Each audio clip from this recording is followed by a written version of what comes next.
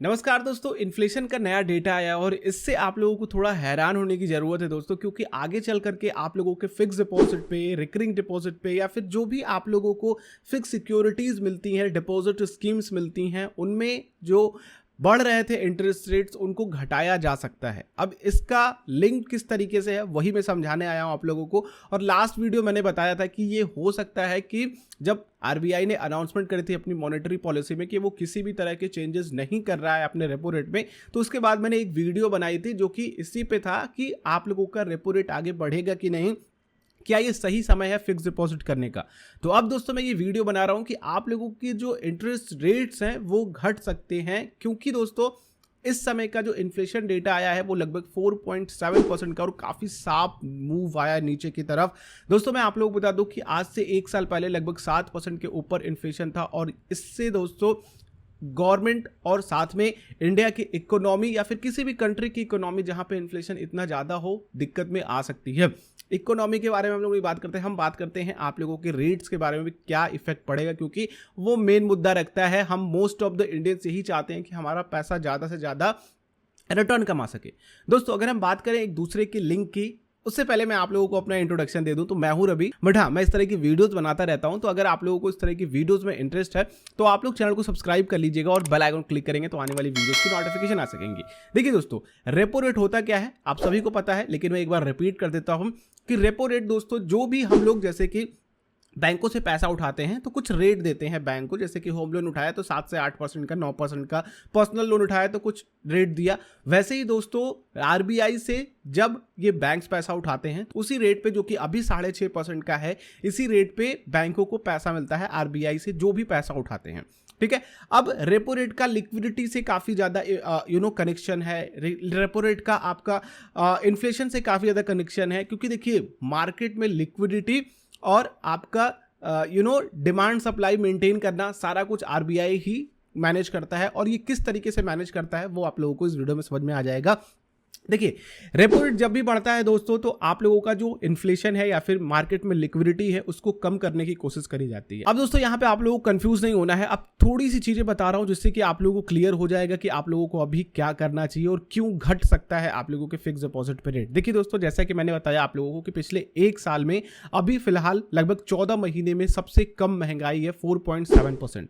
अब इससे हो क्या रहा है दोस्तों कि पिछली बार जब आरबीआई ने अपनी मॉनेटरी पॉलिसी आप लोगों के सामने अनाउंस करी थी तो उसमें किसी भी तरह के रेपो रेट में चेंजेस नहीं करे थे, क्योंकि उसको अंदाजा था कि इस बार की महंगाई दर का जो डेटा है वो कम आएगा, तो हमें मार्केट में लिक्विडिटी को कम करने की जरूरत नहीं है। अब लिक्विडिटी कम होती है दोस्तों, ये किस तरीके से होता है, जब भी मार्केट में रेपो रेट बढ़ता है दोस्तों, जब भी आप लोगों को अच्छे रेट्स मिलते हैं फिक्स डिपॉजिट या फिर रिकरिंग डिपॉजिट या फिर डिपॉजिट स्कीम में, तो आप हमेशा चाहते हो कि हम अपना पैसा कहीं डालें तो हमें अच्छे से अच्छा रिटर्न मिल पाए। वहीं पे दोस्तों अगर आप लोग 2020 2021 में जाते हो तो वहां पर रेट्स काफी कम थे, जो कि 4.5%, 5%, इवन 10 साल की एफडीज पे आप लोगों को 5% का रेट मिल रहा है। तो आप लोग वहां पे ज्यादा उत्सुक नहीं थे कि हम अपना पैसा फिक्स डिपॉजिट में डालें या फिर ऐसे फिक्स इंस्ट्रूमेंट में जो हमें 5% का रिटर्न दे 10 साल की एफडी पे। समझ लो 10 साल में केवल आप 5%, जो कि इन्फ्लेशन से भी कम था। तो इसलिए दोस्तों आरबीआई ने अपने रेपो रेट को बढ़ाया और लगातार लगभग 6.5% पे ला करके रखी। इससे हुआ क्या कि लोगों का भरोसा हुआ कि हम बैंकों में पैसा डालेंगे तो अच्छा खासा रेट हमें वहां पे मिल सकता है। अब लोगों के पास जो पैसे पड़े थे, क्योंकि अगर आपके पास 10 लाख रुपए पड़े हैं तो आपके मन में कहीं ना कहीं ये रहता है कि हम उनको कहाँ खर्च करें या फिर कहाँ पे डालें, तो आप ज़्यादातर यही सोचते हो कि हम उनको कैसे खर्च करें। तो कहीं ना कहीं आप लोगों के अकाउंट से निकल करके मार्केट में जा रहे थे, जिससे कि लिक्विडिटी बढ़ रही थी, यानी कि मार्केट में कैश फ्लो ज़्यादा हो रहा था, इसलिए इन्फ्लेशन बढ़ रहा था। अब उसको कंट्रोल करने के लिए रेपो रेट को बढ़ाया गया, जिससे कि आप लोगों का भरोसा दोबारा से आ सके और जो आप लोगों के खाते में पैसे पड़े हैं वो बैंकों के डिपॉजिट में डाला जा सके। तो इसलिए दोस्तों अभी फिलहाल कंट्रोल है, क्योंकि मार्केट में लिक्विडिटी को कंट्रोल किया है आरबीआई ने। तो ये कारण है दोस्तों। बाकी आप लोगों के एफडी पे ये किस तरीके से इफेक्ट डालेगा और किस तरीके से आप लोगों को सोचना है कि ये बेस्ट टाइम हो सकता है फिक्स डिपॉजिट करने के लिए। देखिए क्योंकि देखिए गवर्नमेंट ने किसी भी तरह की इंक्रीज नहीं करी और शार्पली नीचे की तरफ आया है, तो वो एक बार की और वेट करेगी कि क्या इफेक्ट पड़ता है। फिर उसके बाद मुझे नहीं लगता कि ये आगे बढ़ाएगी अपने रेपो रेट को, हो सकता है कि आगे चल करके ये कम करे।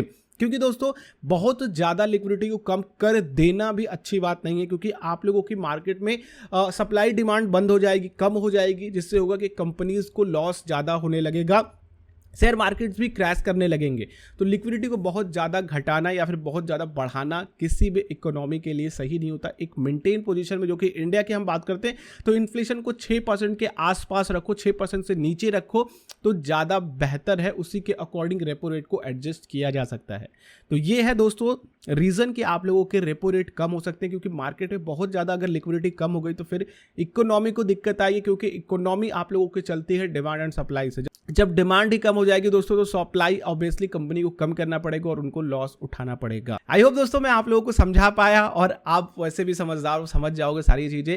आप लोगों को कोई क्वेश्चन हो तो नीचे कमेंट कर सकते हैं। बाकी आप मुझे इंस्टाग्राम पे फॉलो कर सकते हैं। आप लोगों को क्या लगता है, क्या रेपो रेट बढ़ेगा? नीचे कमेंट कर सकते हैं। क्या आप लोग फिक्स डिपॉजिट करोगे, या फिर आजकल का एक नया ट्रेंड चल रहा है कि लाख 2 लाख रुपए है तो चलो ट्रेडिंग करो, या फिर शेयर मार्केट में पैसा डालो? आप लोग क्या करना चाहोगे नीचे कमेंट बॉक्स में बता सकते हो। वीडियो अच्छी लगी तो लाइक जरूर कीजिएगा, दूसरों के साथ जरूर शेयर कीजिए। बाकी अगर आप लोग चैनल पे नए हैं सब्सक्राइब करना ना भूलें और बेल आइकन को क्लिक करेंगे तो आने वाली वीडियोस की नोटिफिकेशन आ सकेंगे। हम लोग नेक्स्ट वीडियो में मिलते हैं। आप लोगों का दिन शुभ हो। जय हिंद।